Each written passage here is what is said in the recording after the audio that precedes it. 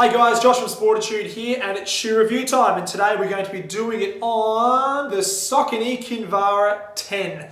This shoe right here. Now I happen to be holding the men's right in front of me. I don't have a women's sample, but all the features roll over to the ladies quite nicely as well. So pretty exciting shoe. I do like this shoe. I've always liked the Kinvara and the history of the Kinvara, and the version 10 is no different. So without further ado, let's get stuck in. Cool, so with all my shoe reviews, what we like to do is we like to talk about things from the ground and then work our way up. So, for me, there's not a lot to talk about in regards to the outsole because there is literally nothing there. What we have is a tiny little piece of rubber on that lateral side of the heel, all exposed EVA as you come through to that toe-off point through here. So, it's interesting.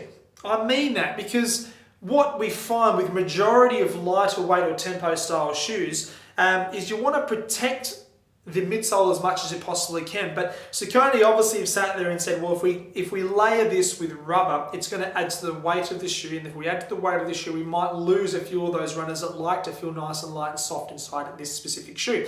And I kind of agree with the concept and the direction they're going in.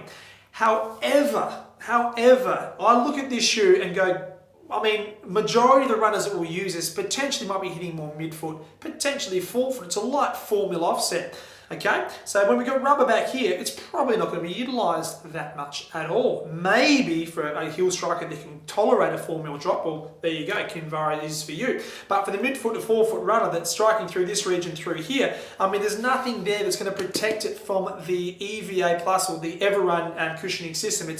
It's exposed EVA, so that's been my one downfall of the Kinvara 10 of late is the durability of this specific shoe. I shouldn't say Kinvara 10, I'll use the Kinvara 9 because I wore them last year and I wore them well and loved them. They had a little bit more rubber through the forefoot, marginally, but the Kinvara 10, it's exposing quite a fair bit of that shoe, that midsole. Now, if I just compare it quickly to the Dynaflight, which is this shoe here, sort of targeting the same runner, neutral tempo / interval style running shoe, you can see what Asics have done. They've basically protected the asset with full ground contact outsole, okay? So that's going to give the shoe extra miles. It's going to protect the compression rate of that midsole.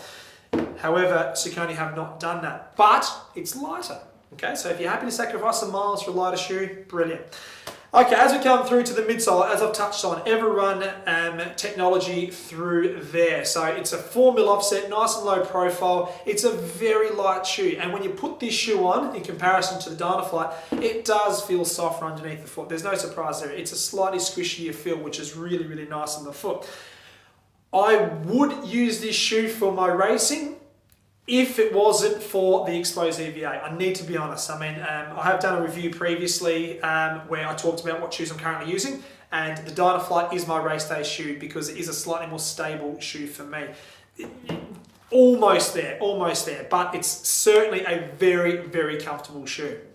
Okay, as we come through to the upper, what we've found with this specific shoe is they've kept some structure and integrity, and I've actually liked what they've done in and around the heel. So they've got the internal heel counter, which is nice and stable. Very, very important factor for someone running at the speeds and the load they're going to be running in the Kinvara 4. But as we come through onto the inside the collar through here, they've got these little almost heel pods, for want of a better term. You've got these little pads that sit on the medial and the lateral side, so when you put your foot in there, it just squeezes in and around the back of your Achilles quite nicely. Not restricting, just comforting. Nice comfort position in and around the back of your Achilles and calcaneal position through there. So it is a nice snug fit.